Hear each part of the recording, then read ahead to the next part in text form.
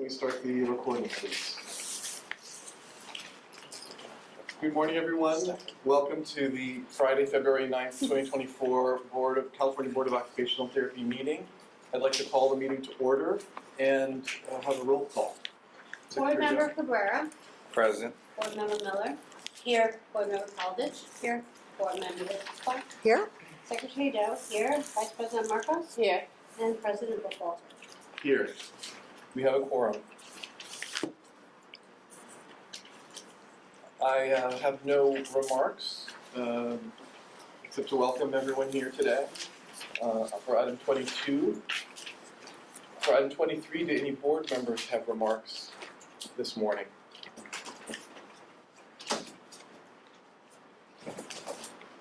Hearing none, I'd like to move on to item number 24, public comment. I'd like to welcome the members of the public who are here to join us for this board meeting and invite you to introduce yourself. It's not obligatory, however, you can choose not to do that. I'm Jennifer Allison. I'm an 8th term OT student, and this is my first time coming, and I kind of have developed a real interest in what goes on behind the scenes of OT, so I'm kind of excited just to see what's happening. Wonderful, thank you. May I ask where you're going and where you're a student? I'm at the USAHS in San Marcos. Oh, great, So San great. Marcos State. Welcome, thank you very much. We will ask, after each item, we ask for public comment and we'll give you an opportunity to speak as part of the public and as part of the discussion before they make a vote on things. And you have no public comments for items? Nope. Okay, great. Item 25, report on pending regulatory proposals. We did yesterday. We moved to yesterday, so I think we can move on to item number 26, which is a report on legislation introduced in 2024. And I believe we just provided a handout on that. We added this to the agenda. We thought there would be more bills introduced that we could share. We were wrong about that, but I know by the time the Ledge Committee meets in March, there will be bills at that point in time. However, this item, what we did provide is proposed amendments to Business Professions Code sections 2570.4 and .6, and this is a result of the OTD ad hoc committee's recommendations, and we have reached out to legislators regarding having this carried, and we're in conversation, so hopefully we'll next time you'll see this in bill format.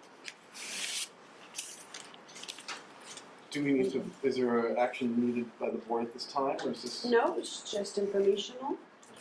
Did this go back to the committee before it was put in this format?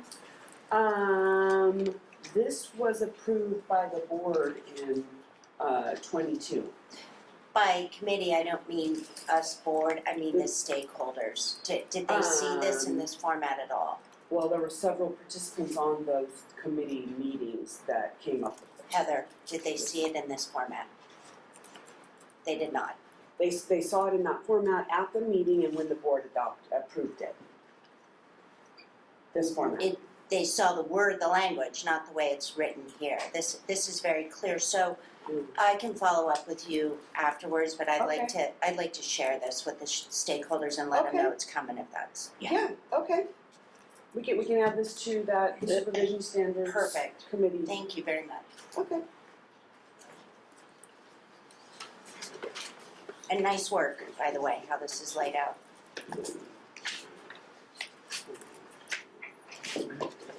All right, is there any other legislation else for item 26? No, that was it. Thank you. Item number 27 is a report on pending legislation and consideration of taking a position or updating a previous position taken on proposed legislation impacting the board, including, and it lists 6 bills. Now, do you want me to Yep. So there are 2 ways we could, these are the bills that we know about for the current session, mostly carried over from last session. And the question for the board was going to be, when we set up this agenda item, do we refer these to the Legislative and Regulatory Committee or do we consider them at the board level? And then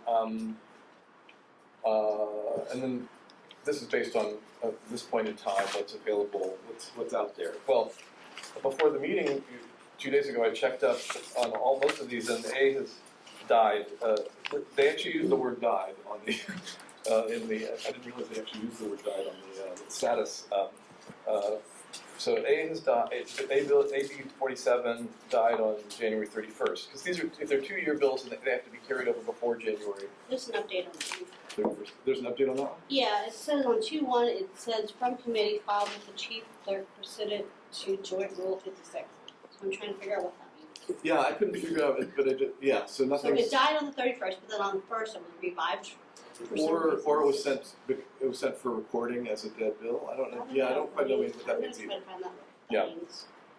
So there's. But but whatever the outcome, what we're going for here is that occupational physical therapy is included. Wherever they are in the time, we have people watching it to make sure we're included, right? Good point. Yeah, we have the position the board took on these bills is actually in the packet, before the language of the bill. So Right. the board has taken a position of or a watch posture, I guess, which is watch isn't really a position, but on these bills. So that's here. So we are still watching that, and in that position, whatever that one is, we can look at that. The supportive amended position of May 19th, 2023 still stands because that's the last bill we took. And the supportive amended was to include OT. So that is still stands. So if it gets. So it means it's joint rule 56 is a reconsideration of motion to reverse the previous action Okay. and take another vote on the bill. So we may revise it. They may, Revive it. yeah. Uh, Trying to do CPR on it. Thank you. AB 381, the teacher credentialing, also has the same notation, died on January 31st.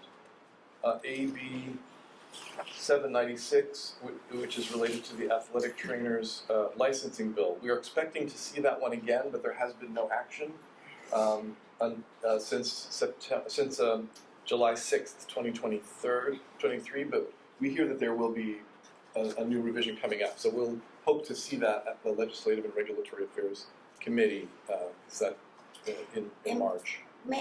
When you go back to your committee, I was wondering if you might consider, I noticed on this bill that what we put in as support unless amended was not adopted, the language of injury versus rehab. But the medical board got what they want and just, I don't know if they're connected, but they put oppose unless amended. I just wonder if you might take that back to your committee and see which one strategically positions the board and our consumers in a better place. Well, it's going to be a different bill, so we're going to probably reconsider that in May. But just something to know, it was just something I noticed, that the medical board got everything they. Well, no, they didn't. I mean, they took that position they took was on that version. Like the OT board and medical board's positions were taken based on different versions of the bill. Okay, that's not clear here. So, And they're still trying to be housed under the medical board. well, so no, that was an update that I have been in contact with the, I didn't reach out. I was contacted by the medical board. They are, not wanting, the athletic trainers. It's clear from their letter, that's why I provided their letter, it was given to me. And also the author's office reached out as well to, get the pulse of the board on possible amendments back to the OT board. So those are the two conversations that have happened just recently about this bill. So the medical board is opposing unless amended, and that was their comments. Amend to not have them athletic trainers under the medical board. So the letter provided on May 24th, none of those changes are in the version of the bill. The bill hasn't been changed. The bill has not been Correct. changed. Thank you for Yeah. verifying that. Okay, so now that makes sense. And you believe they are not going to have them? The medical board does not prefer that the registration come under them. It's my understanding though that certain legislators do believe it should stay there, given the role of the supervision of the physician over the athletic trainers.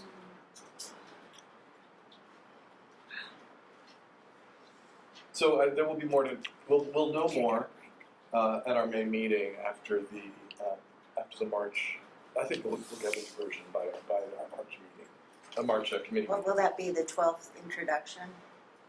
Yeah, Since I don't know. 2002? Yes. It's a lot. Oh, yeah, But who's so counting? in 2002, yeah, Yes. many. No, but we'll see what that looks like, because there are negotiations happening. The moving on from AB 796, we have AB 1028, the reporting of crimes mandated reporters. That was held in appropriations, last amended on June 28th, 2023. We'll see if that proceeds. AB 1612 passed both houses and was vetoed by the governor. And Senate Bill 802 has had no change since July 11th of 2023, when it was canceled. A hearing was canceled by the author. So none of these bills. We expect to see maybe a couple of these bills. There's nothing to talk about. 1612 was actually stricken from veto. They removed the veto. Oh, they- It's been oh, did they? stricken from this file, so it's still, it could not, So, it might not. so it's going to be overridden by the legislature. Is that I what that don't, means? it says it's just the veto has been stricken, so, from the governor's file, so I don't know what that means either, that, where that's gonna be when it's stricken. I think all of these bills will have new versions, being I may. In May. printed, yes. And in my view, E was probably the least relevant to our particular, to OTs. Right. It's more on the margins, but that's my opinion. Richard, did you talk about AB 996? We don't have that.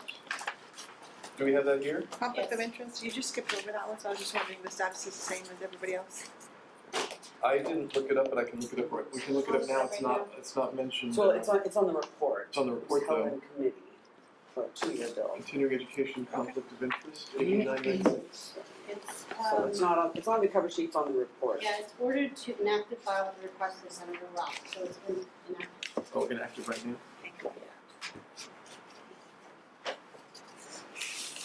Do we have any public comment on any of these bills that we've been discussing, or any bills that you are familiar with that you would care for us to consider? This time. Okay, thank you. Do board members, same question for board members, Denise, Hector, Biana? I'm sure we'll have more bills that will emerge between now and March 13th, which is our Legislative and Regulatory Affairs Committee. Lynette and I will meet virtually to discuss that. And I would welcome any members of the public and board members who are become aware of a bill that we should review to please do let me know or let Heather know so we can include them in our the agenda for 13th. Thank you. How many board members can serve on a committee? The board manual does not have a maximum. You cannot have a quorum. So 3. So 3.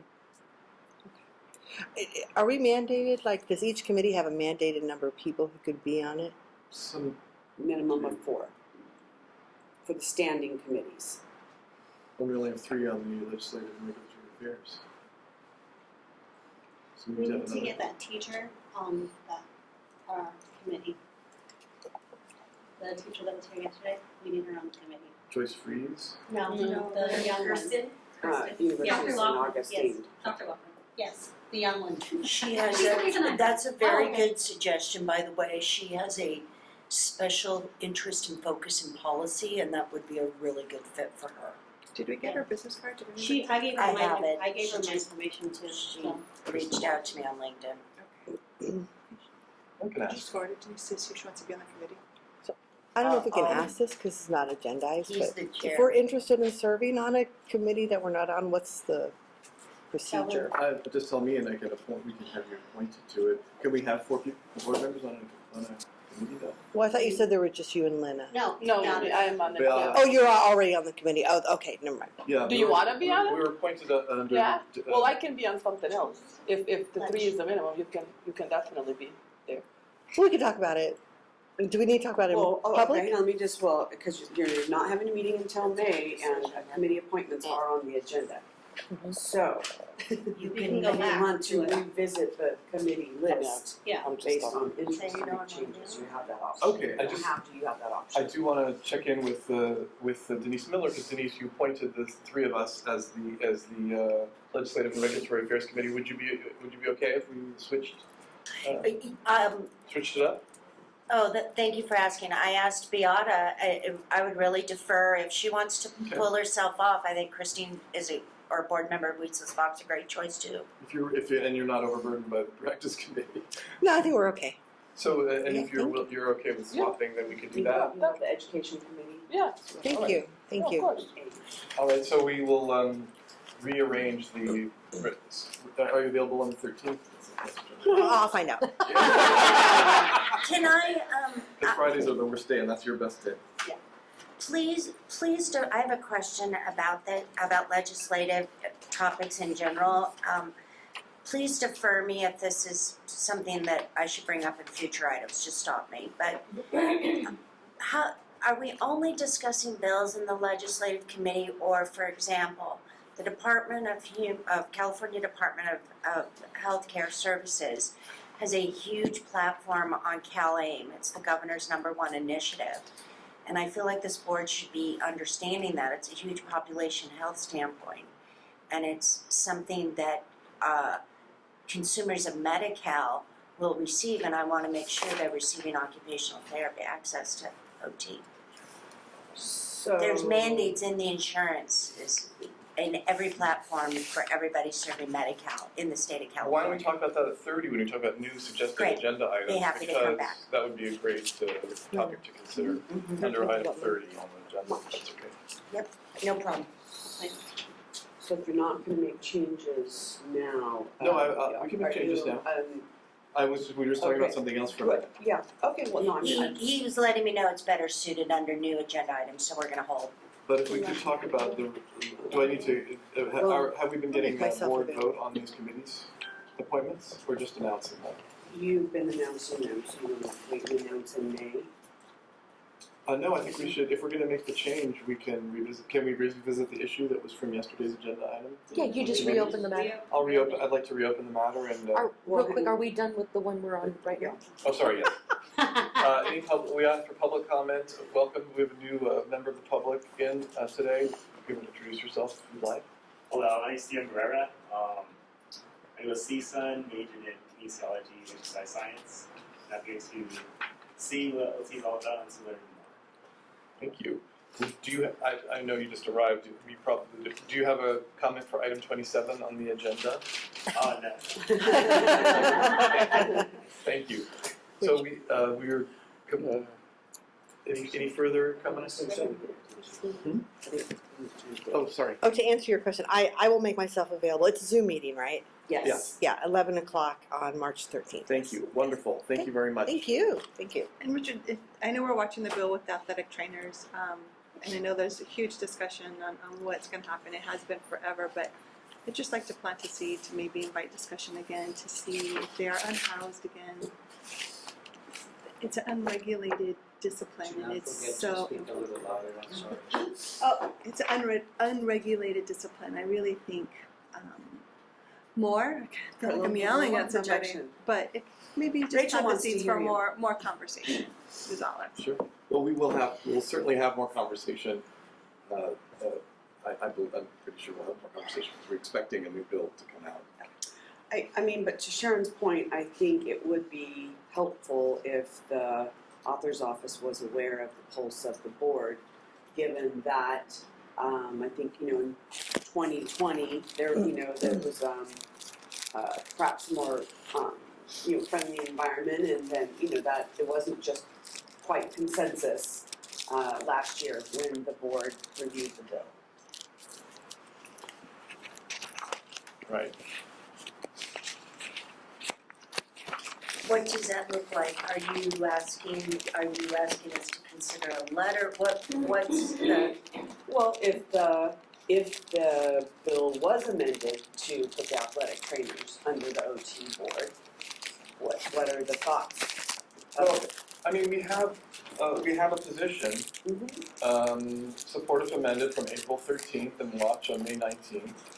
And we do have some, I mean, we have had a little change in the board membership, but it's the same bill, but and I understand what you're asking, and I think it's so noted that we're queued up. I guess if you are seeing how this bill has gone in and out of over the years, we've all been board members together and discussed it and had them come before us multiple times. I guess where I'm at is it would be hard to weigh in on it because the number one thing, I don't have an issue with them coming under us. I have an issue with their language, and their language changes every time they introduce a new bill. So it would be hard for me to come out with a strong statement until I see their language. Okay.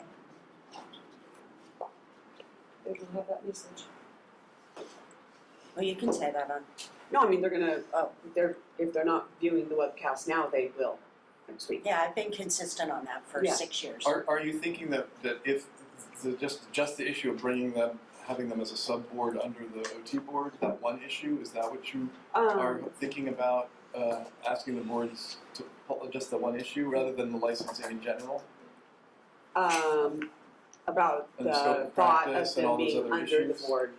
Just the As issue well of being as- under the board?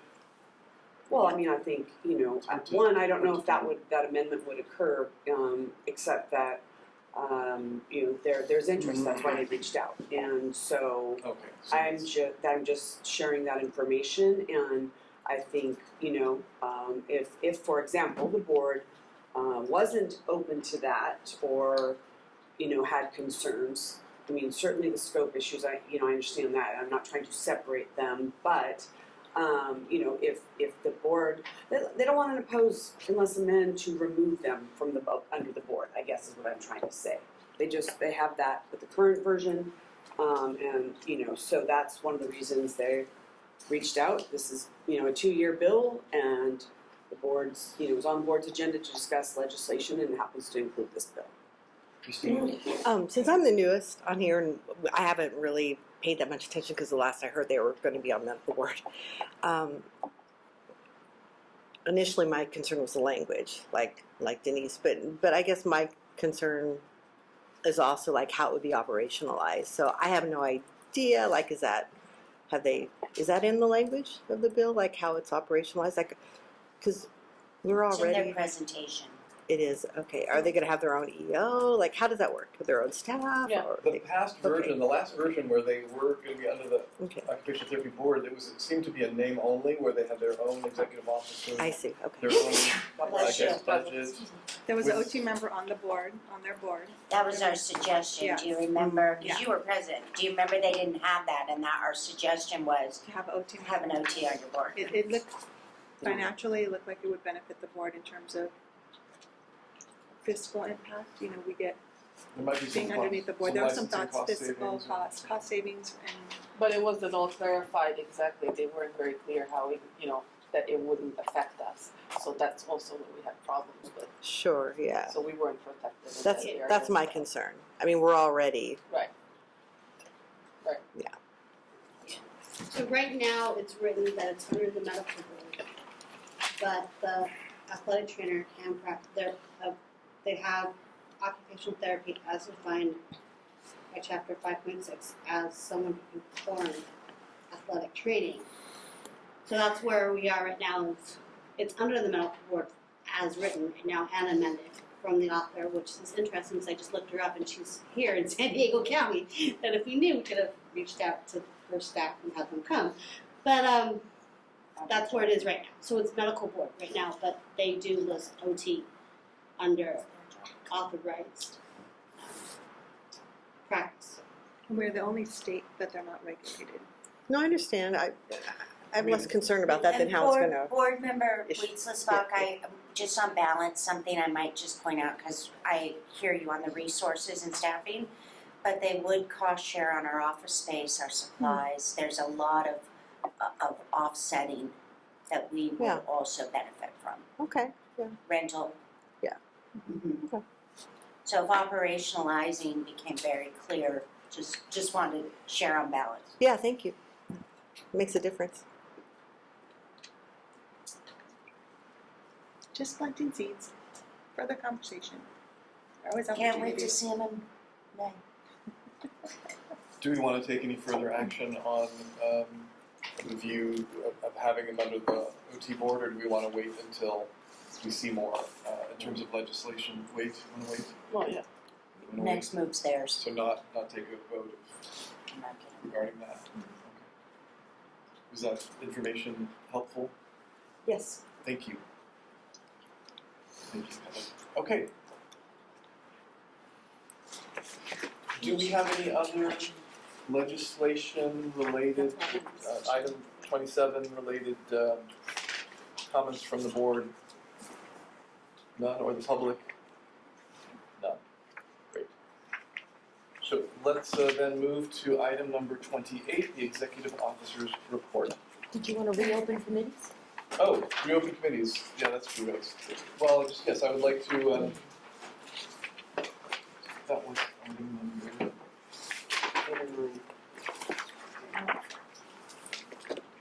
Item number 8. I'm just going to revisit item number 8 and revisit the issue of the Legislative and Regulatory Affairs Committee. Beata Morcus is. We're going to add Christine Wittspach to that committee, and Beata Morcus will step back from that committee. And I'll be on education and outreach. Oh, okay. Beata can be on education and outreach. That's great. Wow, glad to have you. Since we need. We do. Let us know if you have names. Right, they just forward them, or do they come from you, Richard? How's that work? Yeah, I'll just, and then Heather has to do the vetting and the Okay. swearing in, whatever they, that process. So Beata, So you- don't search for people, or do we just drop names to you, or how's that work? Why don't you send them to Heather? Okay. Is that okay, Heather? Mm-hmm. So I just send them to Heather and we can have a conversation about, she'll make sure they're qualified. Okay. They meet the minimum qualifications for All that. right, thank you. We all can send them to Heather. That's the part. Yes, And then she everybody. vets them and sends them up to the president, and he'll announce. Now, and I will reach out to Kristen Laughlin regarding the Legislative and Regulatory Affairs Committee and see if she's interested, since I've had that suggestion from the board, and yeah. And we do need 4 people apparently. So. All right. Any board member comments on that, the revisiting of that issue and the appointments? Do we have any public comment on the committee memberships? We do not. Great, thank you. So I'll close 8 again, item 8 again. And we will move to the executive officer's report, item 28. And we have the materials in our packet, do we? Yep.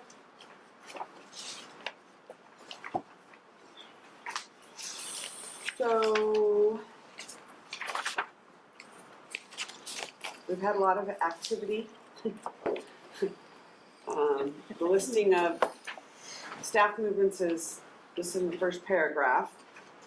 We have several recruitments out right now, and probably the most important one is the fiscal information, which is coming next. On top of page 2, you can see the year-to-date revenue and expenditures. Those 2 documents are also included. You can see that the revenue did come in slightly higher than the expenditures. I can tell you this is not going to continue, and I will touch on that a little bit later when we talk about the enforcement cases. So what you can see though is by looking at the prior year annual revenue and expenditures for the past 2 years, you can see that there's been an upward trend. And again, we're only partway through the fiscal year. May I ask a question? Yes. So we have, it seems like we've got quite a few new hires. Mm-hmm. Were those are positions that are vacant for a period of They were Fine. vacant. So some of the cost savings from last year could be attributed to not paying those salaries, Correct, and we'll probably get into that. Okay. yes. Yes. Congratulations on hiring all those people, though. That's Yeah. Yeah. So, so that is one of the things that so the revenue report is included, shows, the year-to-date. The next peak sheet, expenditure report, you can see up here on the first page, it talks about for example, the salaries that Richard was talking about, you can see what the budget is and what our year-to-date is, like, half, a little under half. And so what we can expect is that because the positions are filled, there won't be salary savings in the next fiscal year. May I just? Yeah. Members of the public, there are reports back there. If you'd like to follow along with the budgetary materials, those are the meeting materials there. So, and we're on item 28. So if you wanted, if you care to look at the budget figures that we're talking about, expenditures. It's about this far from the back. It's pretty close to the back. You 28. gotta look for purple 28. But the hiring and the salaries are within the budgeted amount. Even though we have a cost savings, they're within the budgeted amount. Right, the savings is because we're underspending Well, I what see we that. budgeted. What was already budgeted for? Well, like we have a budget for staff. We have Right, $1.2 million budget for staff salaries. And where it is. And we've spent $494, so less than half, even though we're halfway through the fiscal year. So that $106,000 difference won't be a savings next year because we will be fully staffed for all the positions. Yeah, and I should just tell you from a budgetary standpoint, I never see the not hiring of positions as salary I never see it as cost savings. I think it's a loophole. We budgeted, and it is this year, but it isn't next year. So we had this budgeted amount. We can afford to hire these positions. We've hired them. Correct, Awesome. yes. In the middle of page 3, you can see that, for example, our legal expenditures, we have 2 budgeted amounts, one for the Attorney General, one for the Office of Administrative Hearings. Again, those are low. One of the biggest things about that, though, That's under CP services? Yeah. The second bolded line, Yes. is that there were 18 cases and in the first quarter of the fiscal year and in the last quarter, there were 13 more referred. So with having that big jump in cases, you won't see this under expenditure. You will see that this will, again, not be savings, similar to the salaries. The expenditures were there, they're not showing yet, basically. So we'll break even. So I think we're still gonna have savings, we're just not as big as That's what this might suggest. correct. Right. And the next document, the fund condition statement, is what takes into account the actual expenditures, revenue and expenditures for last fiscal year.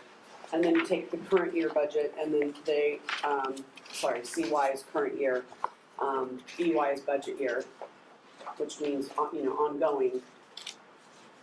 So you can take a look at the bottom, you have a starting point of what your prior fund balance was, you add in the revenue earned, you end up with this total resources at the bottom of page 1, and when you flip over, the expenditures are shown on page 2.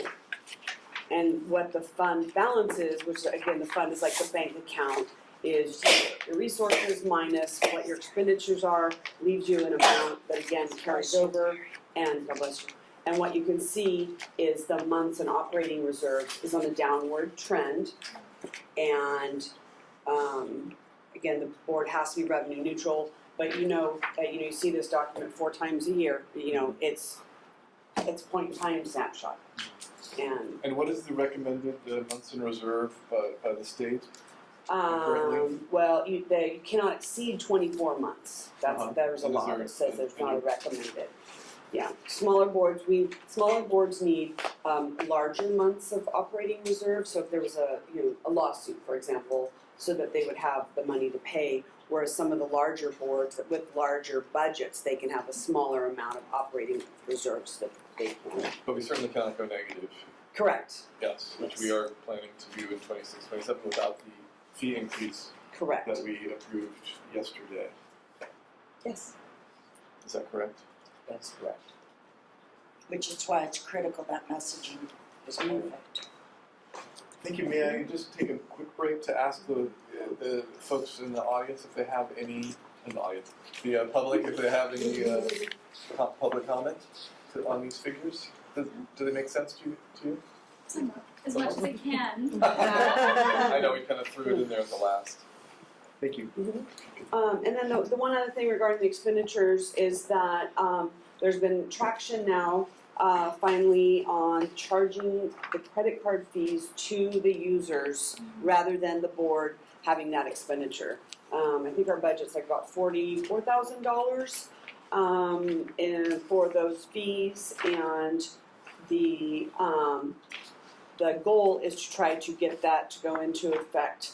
It requires breeze modifications, it requires contract modifications, and both of those are working on it. And what that means is instead of the board paying the 3% credit card processing fee, that would be passed on to the user. And so, for example, for a $25 verification, it would be 75 cents, right? For an OT renewal, which is $270, that would be $8.10. So by passing those fees on to the licensees, then eventually that $44,000 will be removed from our budget, and this will show money coming in, but it'll be a reimbursement and it will go out. We will pay the credit card company out of the money paid to us by the licensees.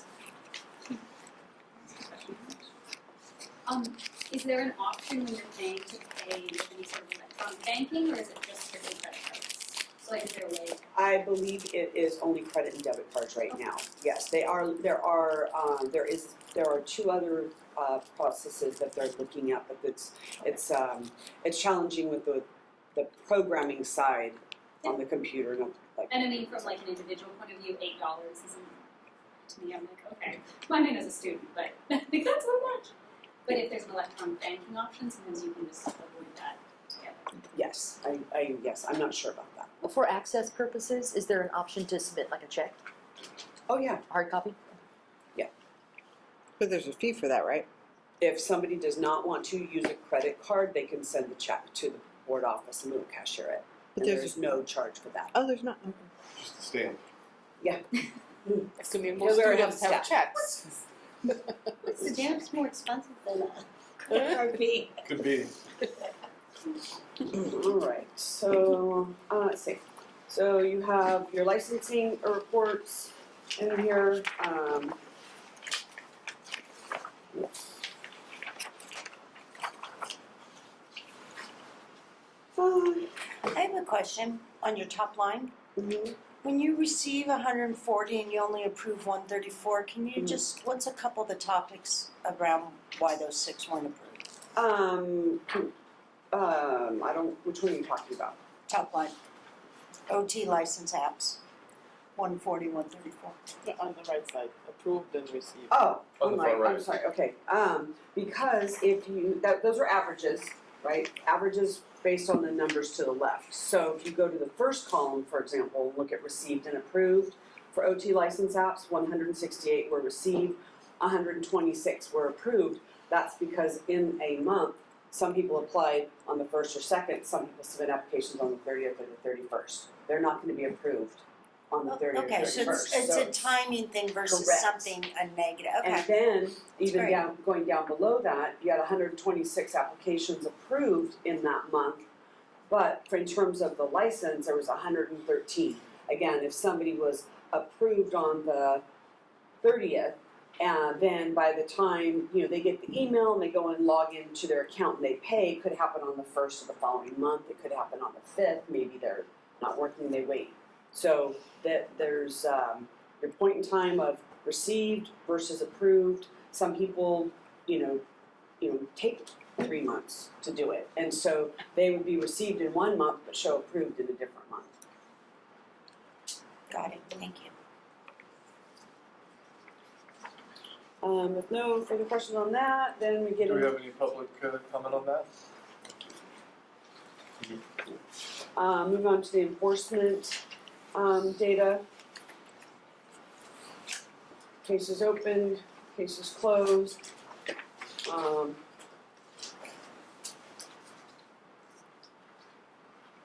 We've had, we withdrew one, I don't know what question we have. The good news is, and towards the bottom, we've had no cease practice orders. So that's a good thing, right? Then that means that those people on probation subject to biological fluid testing are abstaining from alcohol and controlled substances. Awesome. So that's good. And then the final, which is 4 decisions effective.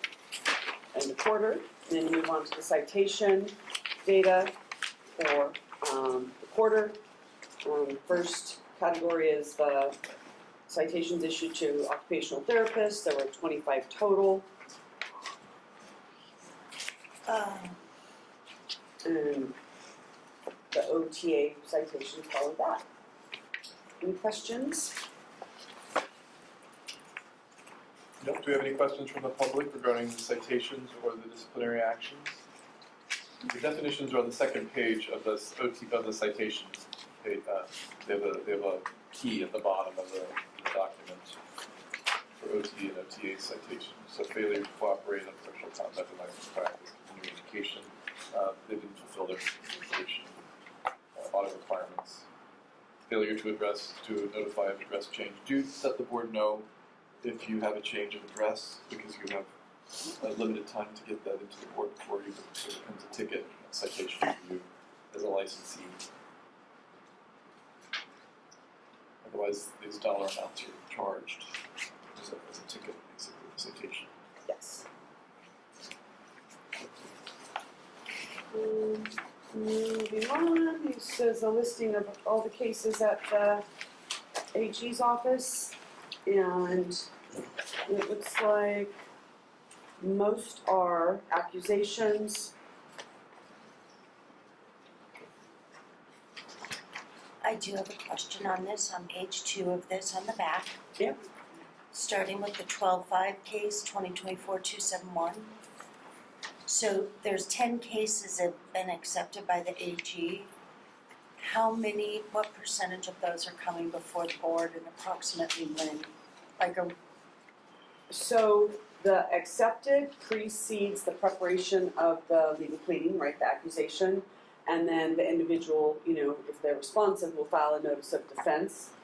Depending on what the subject is of the violation, then me, through the Office of the Attorney General, will ask the individual if they're, interested in probationary terms. And if not, if they don't want to do that, then they will go to hearing. And so all the offices are both at the AG in terms of the amount of time necessary to prepare the document, as well as should the go to hearing, all of the offices also have different ranges of times. So you could see this as soon as May, or maybe it could be early next year. Is this this is an experiential question, in your experience, is this average of how many are accepted per month, or was this a higher number? This was a higher number. That's what I Yeah, thought. but if you look, there was only one in November and one in October.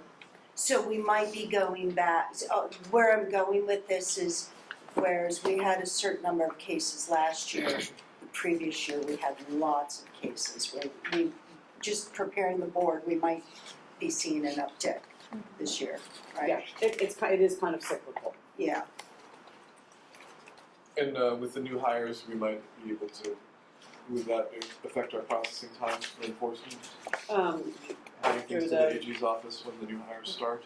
Yes, well, yes, I mean, there's a learning curve for, when we Yes. began working, but. So, yeah. All right. Yes. There's the 4 final decisions that were referenced on the first page. and then following that is the list of probationers. Currently on probation. Great, thank you. Board members, any more comments on the, or questions about the executive officer's report? I do have one. Sure, go ahead. If we could go back to licensees currently on probation. I recognize many of these are starred because they're told, but we have 11, 12, 13, we have 14 of these people on probation that technically almost should be finishing their probation. What's happening? So. When are they getting off there? Because that So, takes down a lot of people on probation, and that's, Well, so in order for the month to count towards their monitoring, which you see most of them are 3 years, they have to be working a minimum 40 hours a month. So someone who is not working or not working 40 hours a month, those months don't count as monitoring them on probation. The goal is to monitor them when they're working. That tolling provision is in effect so that, for example, a licensee doesn't want to be monitored, and so they just basically sit out their 3 years, right? Meaning they avoid ever being in a work situation where the board could determine whether or not they had adequate documentation skills or committed fraud again. and my next question is not, I recognize this is your domain, you've managed it, you've got it going on, you do great, but I just really want to understand the process. And so on 2018, see the case with 2018, what kind of outreach do you have staff do back to a person like that to get to give them a path forward? Like, what is the continual follow-up? So yeah, we have one from 2009. The one from 2018 has never served a day of probation, not once. And what about the one 2009? That individual does not want to surrender because if you surrender, it's considered discipline and it's reported to the National Practitioner Data Bank. So what they're paying for, they cannot be paying for their license or nothing, so they're just. Yes. They're But they're not paying, working they're here. paying for their license and not working as an occupational therapist. In this state. In this state. Yeah, I have 2 individuals for sure have never served a day of probation. The one from 18 and one of those in 2021. Are they both practicing in other states? Yes. Do they file monthly reports or they? Quarterly reports, Quarterly yes. reports, yes. Yep. And the other states know that they haven't satisfied their disciplinary action here? It's reported to them, yes. But not all states take action for the same things the state of California does. And they're still allowed to practice. In the other states. Depends on the other state, what they allow. They might go to state 1 and state 1, leave California, go to state 1, one won't give them a free license, so they go to state 2. So they could just stay on our list forever? Okay, well, that's their choice. And this is why the issue with the compact is a big deal, right? Because if you had a compact and it was easy to transfer your license, then we would see more of this probably. Well, the compact, it ties back to your home state of licensure, but The discipline's done in your home state. But they wouldn't be part of the compact because, they run just. yeah. Correct. Any other questions about the disciplinary report? Hearing none. Public comment on the executive officer's report or I any have a aspect of it? question, just Sure. a clarification. What does surrender mean? So if someone, this reinstated makes sense to me, probation, what does it mean to surrender? It's a good question. So surrender is a mechanism for the individual to basically walk away from their license and the probation terms. It is considered discipline, they're advised that up front. They sign a document even acknowledging that a license surrender is considered discipline. So they're literally walking away from being an OT, like they're In this state, in the States. Yes. This is where they can go elsewhere. correct, But these people aren't surrendering these ones. correct, They're just paying and. correct. Because they don't want to surrender, because then that's another report to the, yes. Every licensee placed on probation is reported to the National Practitioner Data Bank. Maybe So- also explain toll. So it would be two things. Right now they're on probation with California, and if the other state doesn't consider the grounds of that probation to be worth worrying about, they may license them. But then if they were to surrender, then they would have two marks on their disciplinary action, both the old probation and the surrender, and that might affect their licensing in the same state where they currently have a free and clear license, so they maintain the probation's good, but I don't want to surrender because then I'll lose my license. Oh. Is that Yeah. accurate? Yeah. Well, and if I may, when someone's put on probation, what happens is they are actually revoked. The revocation order is stayed, and instead they are placed on probation. So when someone surrenders, what happens is it releases the stay. So the original order of revocation is imposed. So they have their license So that's why it revoked, becomes, yeah, so it's listed as, technically. the surrender is a communication to us saying, go ahead and lift the stay, I'll take the revocation. So a revocation in a state usually carries different weight than just a probation in another state. And of course, you could have been licensed in both states and then only disciplined in one. That's also why a lot of states will say you have to report discipline in another state so that they can kind of double check. And so you have to choose to surrender. Yes, You get Yeah. put on probation, but you have to choose to surrender. correct. Yes, otherwise we can, the board can move to a petition to revoke, saying you have not followed the terms of your probation. But in this case, to my knowledge, we would not have a law that says you can only toll for so long. So as long as they are keeping up on their CE and they're paying their fees and whatnot, they are in compliance with the probation. They just can't finish until they've completed all the terms. Can I ask for one more question? Is there a step above, like at one point they've done something so bad, do you have the power to revoke that license then, or does it have to go through that probation process? Oh yeah, no, we always have the option to revoke, and of course the discipline is always revoked, and then And then the option to Okay. stay that revocation to allow them to continue under probation, which is not punitive, it's monitoring and whatnot, and allows them to proceed, but with extra oversight, so that it's not always, we're not forced to always take your license. But yeah, at any time we can revoke, and if they're already on probation, we can petition to revoke, and then every time they're offered due process Yeah, to people are argue. entitled to due process, so we prefer probation if it's a lighter offense. But if it's quite serious, or if they fail their probationary terms, Mhm. then we will consider revoking the license.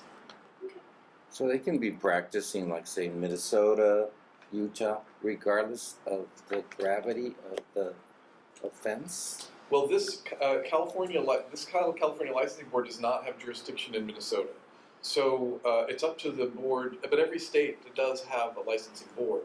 So the Minnesota Occupational Therapy Licensing Board would have purview over somebody practicing OT in Minnesota. If they decide to ignore or to not to accept the California probation as a concern, or they feel that the person has rehabilitated him or herself in Minnesota to adequately, they may issue a license there. But that we still have unfinished business in California. If they were to return to California or to work in California or with a California client via telehealth, correct? Then that would be something that they wouldn't be able to do. They have to finish their business with us here. But maybe they did a probation thing in Minnesota that we don't know about. Maybe they fulfilled some terms and that never got back to us. But who knows? But that still doesn't satisfy the terms of our probation. We have had people who we have discipline here. They go to another state and they have fulfilled some form of they've done some mitigation in that other state, and then so that states they're okay with them. Well, the same as here, if someone is disciplined in another state, they're not automatically disciplined in California. We can request discipline or review it, but if, let's say, in another state, it's against their law to make pancakes if you're licensed, well, you come here and there is no such pancake law.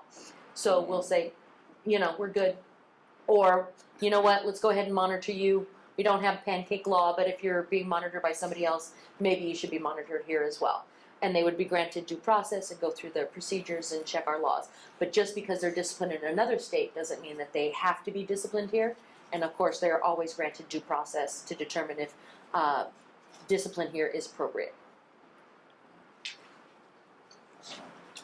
All right, did we have any further questions? All right, thank you. Moving on to, and no, any further public comment? Does that satisfy your? I heard compact. I just want to know what is that. So that was on the, yeah, we had that on yesterday's agenda. That's an interstate agreement to allow occupational therapists to join a compact and practice in member states in the compact. California is not a member of that compact. That would require a legislation. The legislature would need to sign up for the compact and allow practice across states for people. So for people licensed in California who do the compact kind of add-on, then they could practice in other compact states. But California has no licensing compacts at this time, unfortunately. Well, I think it's unfortunate. Some people oppose it. So what's one of the states in the compact? Georgia? Is Georgia one of the states in the compact? Or? Washington. So Yeah. if you have a license in Washington and there's 22 other states that are part of this compact, with one license, your home state in Georgia, you can practice any of those states that are part of the compact. We're not part of that yet. So students are starting to wonder why. Yeah, I got that question yesterday too when I was. The OT Compact does have a website with information called otcompact.org where you can actually find out more. It shows all the states. It shows what the compact. Yeah, it has a compact the documents that each state adopts. So it's a very informative and the structure of the compact because it's up and running with a number of states. I'm not exactly sure how many have passed it at this point. It was a minimum of 10, and it's more than that now. So. Thank you. We can talk. Yeah, more information is available at otcompact.org, and we'll probably hear a little bit more at our May board meeting because we're going to have, we're planning to have. We'll talk about that soon. But Sean Conway of NBCOT, the certification board that does the exam and the recertification nationally, he'll be there, and they're one of the main partners in the compact. So I imagine we'll be able to get a little more information from him in May. Does that answer your question? Yeah. Thank you. Okay, next we have a listing of the future agenda items. And you can see the items at the top is what was added to this agenda. Some of them will carry on to May. Actually, we have board meeting dates 29. The 29 is different. Is that part of your report? Yes. Oh, okay. Okay. Yeah. Okay. And so then a couple of the items from yesterday will be added to this list and any others that come up under item 30. And lastly, included in here is the budget letter issued by the Department of Finance in December asking for extreme expenditure reductions and giving certain criteria that must be met. And following that is which included travel, for example. Following that is a memo from the Director of the Department of Consumer Affairs that outlined the exemption process. And so, for example, we submitted an exemption request for this meeting to occur in person. We will also submit an exemption request for the May board meeting in Sacramento so that everyone can travel to that location for that meeting. Do we know about meetings later in the year? No, we don't, because that will be in a different fiscal year. Okay. So, So we'll have more information. yes, and either The at that May- point of time decide to go on WebEx or be directed to request another exemption. But May is critical in the evolution of what this board has to do with the executive officer. May is a critical time for all of us in Sacramento to be together. Well, you have And three according presentations to- on, According to the memo, mm, the exception is doing the business of for the state of California that is critical, and so. Right. So what's the question? I mean, I don't know what's the question. I didn't ask the question. did we get the exemption? I haven't turned in an exemption request for the May meeting. Okay. Are you I said- thinking we wouldn't get it? I'm not saying that, I'm saying we will turn one in. I got the Okay, exemption great. request for this meeting on Monday afternoon. Is there a time frame? So- I mean, We will be turning that in the next week or so. So then to the point I made about the question, I guess my question is, what's the problem? We know we have to do critical business. We know that we have to be together. We know what's happening in Sacramento. What Well, I think there's a process. Yeah. I have to follow this memo and fill out a form, document savings and justify it, and that has not been turned in yet. Heather, we still have the option to attend WebEx, right? Correct. Yes, there's still an option to attend WebEx. Again, for an in-person meeting, there has to be, an exemption request has to be approved, and there are requirements for the number of people in person for other board members to join via WebEx, should they choose to. Under the new law, an in-person meeting does require a quorum to be physically present in one location. yes, Additional members can be virtual. so it might be that we could have a Los Angeles quorum and people from Sacramento Bay Area could call in as a cost-saving measure to meet.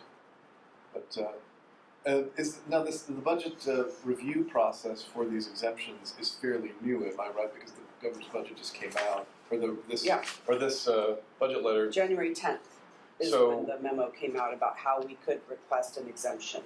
So it is my hope that this delays that we had for this meeting could maybe be shortened by the fact that the process is new for this meeting, but maybe a little bit more mature by between now and May. My fingers are crossed that we will not face the down to the wireness that we had. Yeah, I For mean, this it meeting. was just a short time ago, so we will get the May, exemption request turned in, and again, it's not even just for travel, I mean, even, expenditures in general, right? How do you Los Angeles folks feel about renting a van and driving up to 5? What do you think? It's not gonna happen. Oh, well, actually, it's actually cheaper to fly us than have us drive Probably is, yeah. on Southwest with I was joking though, because of the Denise. legislators. That was a joke. I Okay. wasn't really. But what I want to know is, do you have to ask permission to buy supplies? We have a very small list that we are able to order without going through the exemption process. This is to ensure a dramatic increase in expenditures. And it doesn't matter that the board is a special fund agency. We're being asked for the same cutbacks as the general fund agencies are. Not okay. Our contracts, I'm gonna have to get an exemption request for the fee study contract. I mean, it's a little bit bigger than a breadbasket, and, again, this, it's going, you have all these different things. It's not just board meetings, right? It's not just board and bureau meeting requests. It's a lot of other things as well. Contracts, purchases, so.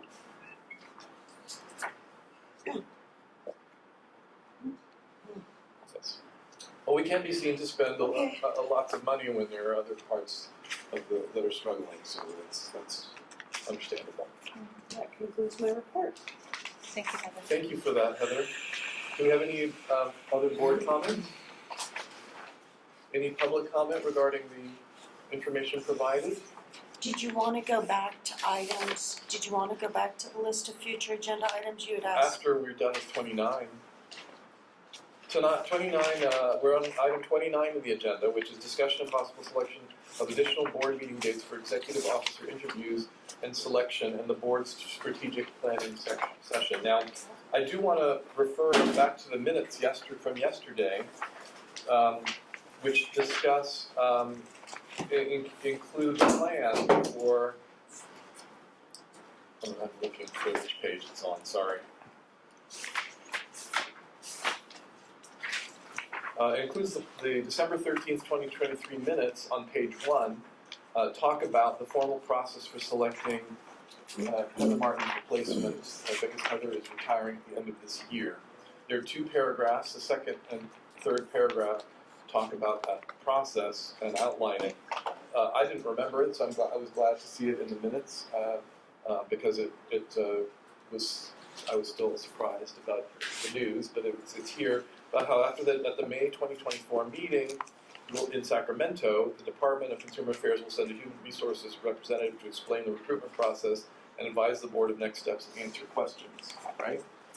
After the May 2024 meeting, the board president will form a committee of 2 board members to screen applications, and interview candidates to make recommendations to the full board. A board meeting will be added in December 2024 so that the full board can interview candidates and select Ms. Martin's replacement. I believe that's the portion of the minutes relevant to item 30.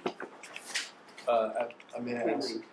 29. May I ask any elaborate? Do you have more information? So I do have a little bit more information on that. So it's my understanding that we have 3 individuals presenting at the May meeting. Sean Conway from MBCRT, DCA's Board and Bureau Relations will be providing an update, and then also the HR representative will come.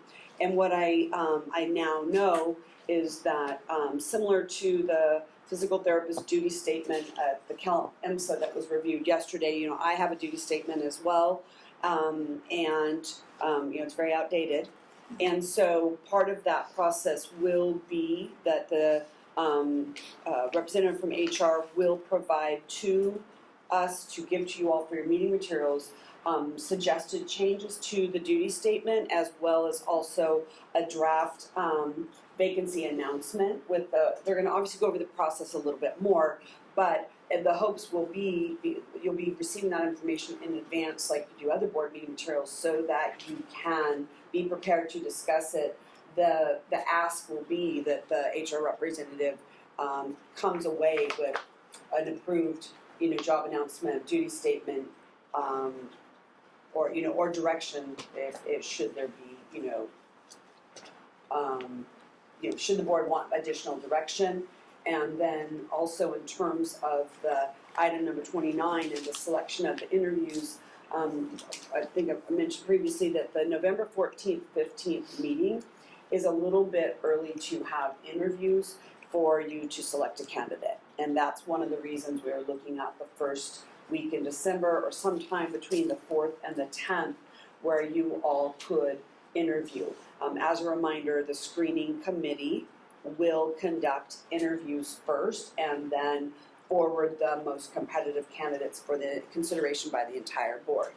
On the off chance, and I think it's very unlikely, on the off chance that there are very few applicants, then the selection committee will have the option of not interviewing those people and just sending all the candidates, say there's only 3 or 4, sending them all forward to the board for review.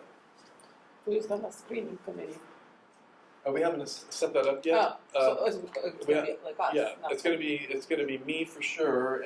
Christine Wittelsbach has volunteered, and Christine had been on the screening committee when she was previously on this board that ended up hiring Wow. Heather Martin. So that experience, I think, is invaluable, and I think we've got to have Christine on our committee. And then I haven't established who the third person would be. We haven't figured that out yet. Is everybody interested? Anybody particularly interested? Can I ask a question? I hope that Let me know. Just let me parallels. know between now. Denise and I are up. I mean, we won't, December, that's it, right? So are they taking into consideration that, December 31st. there'll be 2 of us gone? I mean, there's gonna have to be, Yeah. maybe not replacement, only 4 or whatever, 5, but there's a lot to consider because Heather will be, And that's one of the reasons that I'm hoping you all will decide a date between December 4th and 10th to Okay. hold interviews. So I want to Or ask my you about replacement. those dates. May I ask about those dates specifically before we move on? I was President gonna ask a Buchwald, question too, but- go ahead. Well, I was wondering if this is the full board meeting interview dates? And then- Correct. So before those, we would want to schedule the committee meeting before this. And that Correct. would be the full board, okay. That's, Their December meeting is the full board meeting? Yes. So How was the December date identified? Okay, so if you held interviews, let's say on Friday, November 15th, at a currently scheduled board meeting, do you want to select someone who's not going to start until January 1st? I'm not retiring until December 31st. There will be no position to put my replacement into until I'm out of the position. Let me And ask, so the concern was the gap in time, the individual might get another job, right? I mean, and that was one of the reasons for having an additional meeting date solely for the interviews that was a little bit closer to an actual start date, so that the selected individual isn't waiting 6 weeks. and my question to you is, do you think you can effectively, not about your effectiveness, do you think that 3.5 weeks is enough time to train a new executive director, to two new board members? Do you think it's I won't be realistic? training anyone, I won't be here. There will be no overlap between, How will the Wow. new person? well, I'm gonna have to have a really good plan. Well, there are And- other, And that's how it's usually done. Yes. I mean, there That's how are it's no, usually done. usually no overlap. there's no overlap in it, especially in government and state positions or It's budgeted the positions. person that we're interviewing should be, have experience in taking an executive director position and taking over a department based on the previous. There So are also- your transition won't be in person is really what I'm getting Right. at. There's no transition at the government level in person. There, You have a no, report. No, I mean, and unless you, so there's this rule that somebody has to be retired for 6 months before they can return to state service as a retired annuitant, which means a prior state employee who retired from state service. If the board wanted me to request an exception for that, that's not at the department or agency level. That goes to Cal HR. And it would have to be compelling in order to get that exemption request.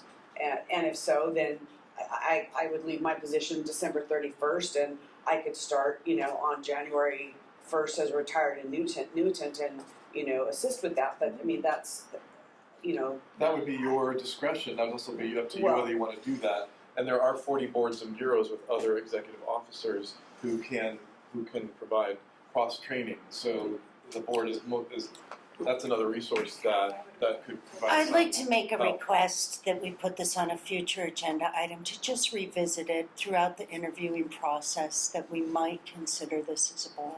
We can at least just put it as a future I agenda. don't know what the agenda item is, could you clarify that? Could you restate it? The future agenda item is to have a discussion around the exempt status of the annuitant and to maybe revisit it as a board in July or August. It really, if it's not necessary to have that kind of transition, then it's not necessary. We get it. But if it is, I'd at least like to stay fluid while we're talking about it today, that it could be a future agenda item. I think I know. Is that the one that you were just talking about where you would stay on January?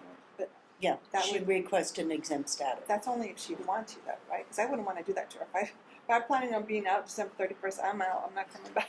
You know what I'm So- saying? I mean, that. Heather, then tell me, you have to state where you're at. Why suggest it to us if it's not possible? If it's not possible, no, say it's I- not possible. I'm not going to say it's not possible. I'm not Okay, going to say that. there, you have it.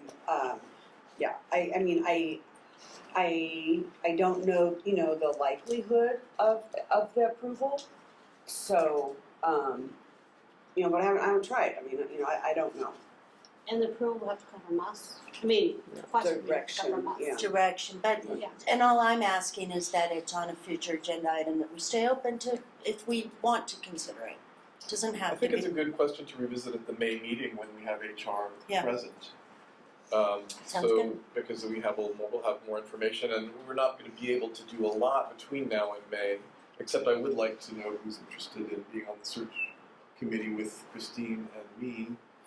Richard, Yes. to be on that team, do you have to be an OT?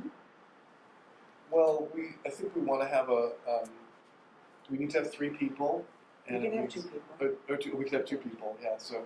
And then I'm not sure about, because you and Sharon unfortunately, this is your grace period here. If someone, December you, 31st. I mean, there's a good chance that you'll be with us throughout the year, but there's a possibility that you may be a new OTA and a new OT will be appointed for this board before December. So Yeah, anytime. But they We just won't don't start know. until We just don't January know. first. But the No, they could start precedents, anytime. yeah, if they get their oath, they Right. could start, Yeah. if they get their oath, they could start during the grace year. But Yeah. there, just so you know, I Historically- understand that, but there's not a precedence for, I mean, it's not like we're gonna sit here as lame ducks during our There- grace year. If you have to, and there's work to be Right. done before that.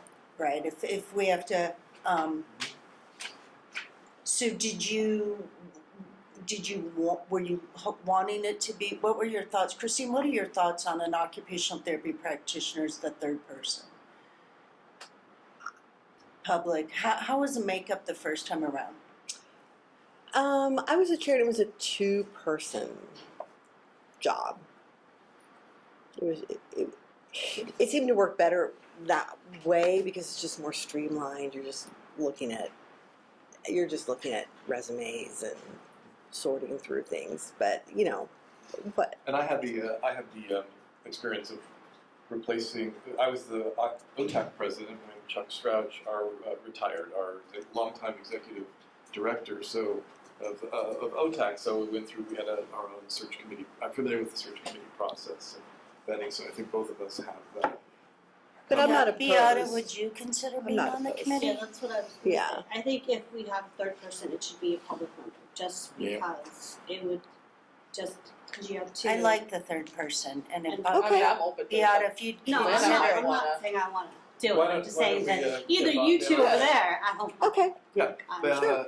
and I it's mean, almost the administrative No, committee. I think is- it should be is- the Yeah, it's fine. Yeah. That's I fine. think Yeah. it should be Yeah. the- Yeah. So we'll plan on Let's do it. Let's do 3 that. of Beata and. do you need does a motion have to be made on the formation of that committee, or is it just the president appoints? I was gonna- now, so I was going to do it in May too, but everybody seems to want to discuss it today. I Oh, I don't know okay. that we can do that because it's Under not. item 8 is committee appointments. We just revisited it to. Well, Yeah. Why don't we push it off? Why don't we save it till May? Because nothing's happening between Yeah, now and May, exactly. and we can continue to. We can just discuss it in May. I think that's fine. I was Yeah, I would planning to agree. do it in May. I would agree to do it maybe because we have Yeah. HR coming in, we might as well, it makes sense, just the whole It appointment, fits- questioning, it everything. fits. Yes. Yeah. And HR may have information that may lead Sure. us to determine whether or not 2 or 3 are needed That's or true. appropriate. We've decided on 3, Helen. We- But HR may have Yeah. additional information. Yeah. I still need. All right, When we are still, we gonna- can we return to the Yeah. issue of the December meeting, because that's where the actual agenda item, pardon me, which is the December 4, 5, 6, 9, and 10. Do people have availability at We'll that get time? it. We'll Thank get you it. very much, I'm sorry. Are we doing it in person or virtual? That's the second question. That we don't know yet, I think. The interviews, is this We what, don't know if we're having I virtual or in think person. we don't, but you might consider That's it. the, In I think, person, I think it yes. might have to be virtual depending on where the applicants are coming from, because we don't want to be flying them in either. You wouldn't either. Yeah. Yeah, You would not fly them. so the format, again, I think that would be a question, virtual versus in person, that we'll have more information on maybe in May, maybe after the fiscal year begins, because this So will tell us what can we meetings. visit this in May? Yeah, but how about the, When is the but position how about posted? the date also?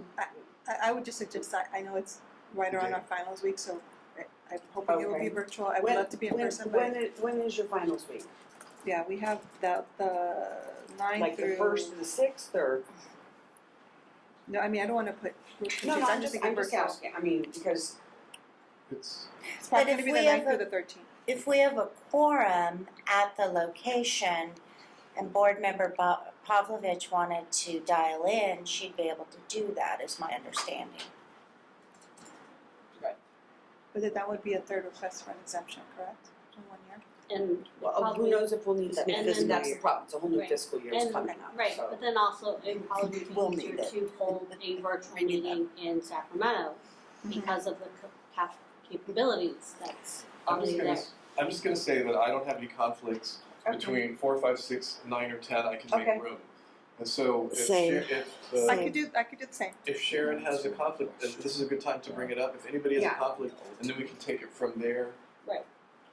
I'm If okay we know with we have those a conflict, if we don't know we have a conflict, that's what Heather needs to know, Yeah, I believe at this Yeah. time. Those dates will Yeah. work, Heather. Can There are a lot of unanswered questions that, good. I know there's a lot of unanswered questions, but I would just say I would just hope that for the final board meeting and having these interviews, I would hope that if there's any way possible, it could be in person because I think that's I so agree. important. I agree. Yeah. So if it's in person, it should be in Sacramento because that's where the Right.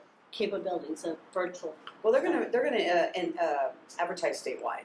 Right, so that's what I'm saying. So, I mean- But for us to be meeting, we should be meeting there because of the setup is there to make it easy to virtually interview. So what I'm hearing is that we don't have a particular, nobody has a particular conflict with 4, 5, 6, 9, or 10. We all, I think, prefer an in-person interview process Yes. where the board's in person. And I could still dial in if I have to, correct? And then 'Cause it's we not gonna might, and then we Okay. could have somebody dial. Under the current structure that we're under now, we could have a minority of board members dial in.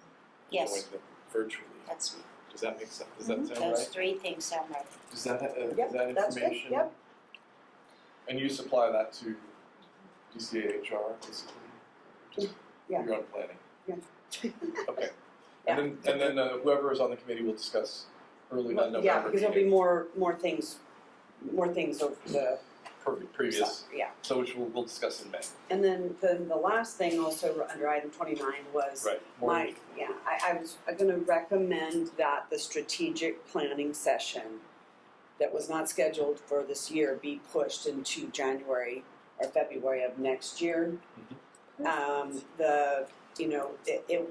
Depending on the person's background, my replacement, it will be very helpful for them to be involved with that planning process. It'll be very informative. I mean, it will really help with that, that learning curve, I believe, for them to be involved with that. So that was my suggestion, but. And it's you up would to the need to board. reserve that within a certain time Yeah.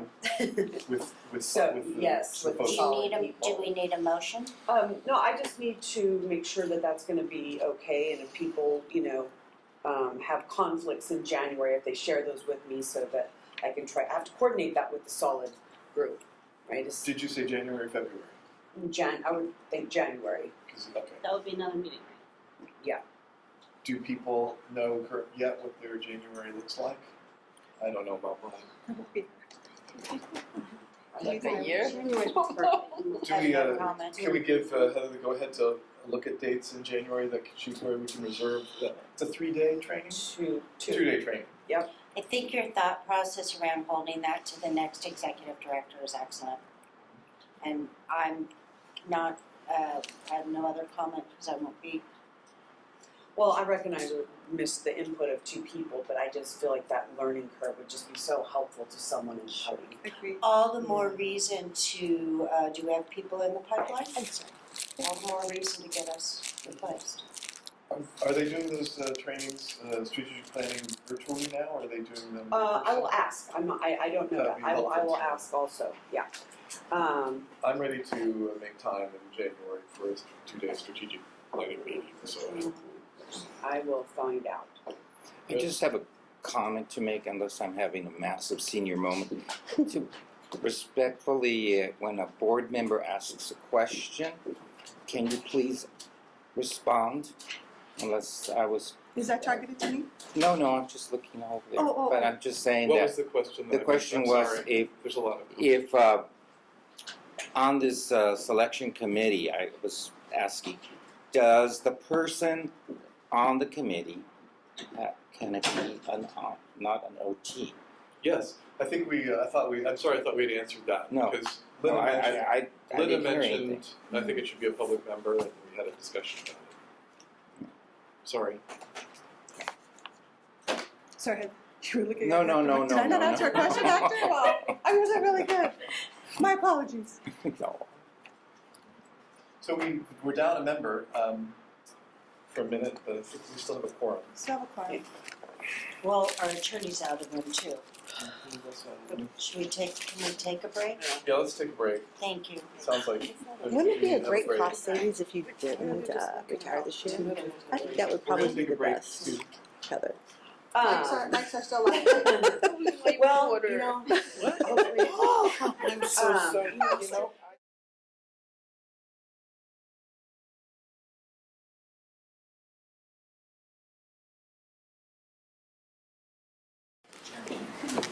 Okay, okay. Would you like me to fill you in on the Sure. Are we, Yes. are we ready to Dang. return from break? Gotcha, thank you, yes. We're already live, thank you very much. I believe we need to have public comment on item, we sort of had to take a break. I apologize for that and did not give the public time to comment on 29. Do we have any public comment on item 29? That's regarding the executive officer search and the dates for our board meeting in December of next year, and then also having our board strategic planning session in January. I just actually wanted to clarify, so I know that Heather Martin is retiring, and then was it the other two are, your term is ending? Was that clear with Sharon? That's correct. We have, each of us has 4-year terms, and after the end of our 4th year, we're able to, if we're not reappointed or able to be reappointed, we have a grace period year. During that grace period, we continue to serve until either replaced or until December 31st of the following year. So we have 2 members whose terms technically expired on December 31st of 2023, Denise Miller and Sharon Pavlovich. There are 2, that means there are 2 open positions for an occupational therapist and an occupational therapy assistant through the governor's appointment process. So the governor may or may not appoint a replacement during 2024. Once that replacement is appointed, our departing members will roll off and the new person will come in. Or if it doesn't happen by December 31st, they roll off anyway and we have a vacancy. Okay, so that's your grace period, you guys might be here for a year, but you might not. This is our This year, This is it. correct. So, at any- So you, all 3 of you may be December 31st. Heather, yeah, Heather for sure, unless that, but And they- Denise and I, they can Okay. call us out anytime if someone has already been appointed and did an oath, that we can get an email that says, thanks for your service, because we're in our grace year. Okay. So if the governor appoints an OT, I will roll off. If the governor appoints an OTA, the governor has 4 appointments, 3 OTs, 1 OTA. The speaker And the public member. and the public member, 5 appointments. And then there's 2 public members, one's by the assembly, one's by Yes. Senate. Thank you. Senate. So, Was there any other public comment?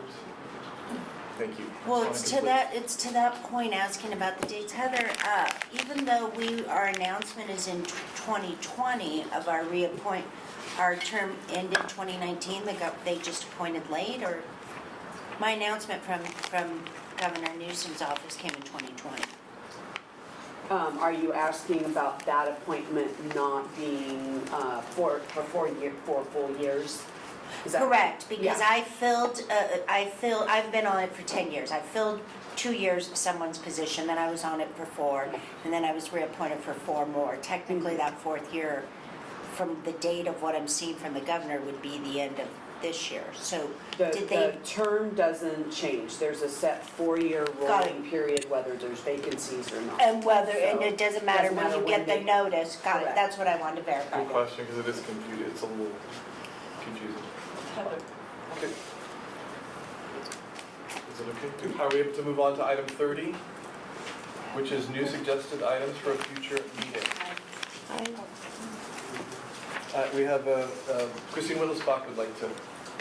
So, we may want to put on the May agenda for the board to consider asking the Senate BNP to, we're up for sunset next year, sunset review. And maybe it's going to be hard with Heather leaving and us having a new executive officer. So considering asking them to push that date out by a year. Our sunset review date. We can maybe talk about that in May. Okay.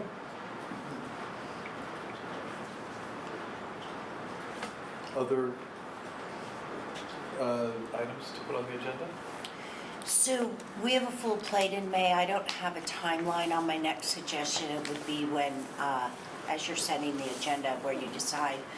But I would like our board to understand, for example, Governor Newsom has a very robust platform specific to CalAIM and population health. And I would just like to see if there's a resource that could, since all the regulatory boards have really addressed this, and it means that it's touching all the Medi-Cal consumers, I'd like to have somebody specifically come and present, because if occupational therapy's not in that provider, being provider, then the consumer's not benefiting from those services.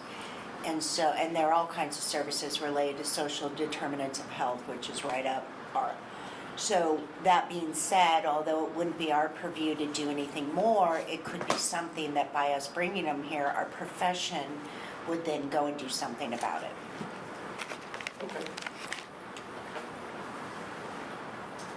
Been a lot of changes to Medi-Cal this year, especially between other agenda items to add to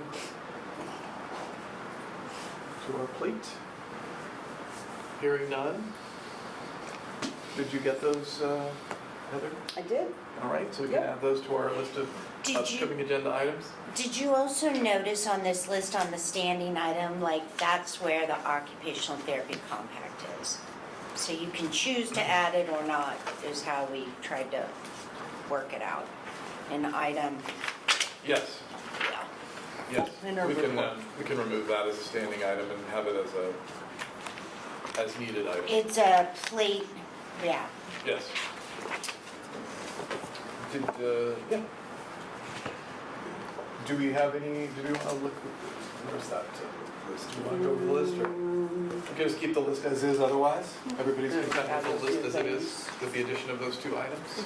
And I have the other two from yesterday And- about the practice framework and scope of practice. That Helen's gonna look into that. I have That's that right. to the list as well. Yes, we discussed, might we be able to refer to those as practice resources for OT, right? Yeah. Do we have to, one last question, if I may, do we have to make a suggestion for the language related to fees to be on the future item, or is that already there because it was on this agenda? Will continue to Okay. be, Great. until the board those standing items, until I'm told to take them off, they will be on. But we will also add the communications item will be back as well in May. Great, okay. Do we have any public comments about items on the future agenda for this board? All right.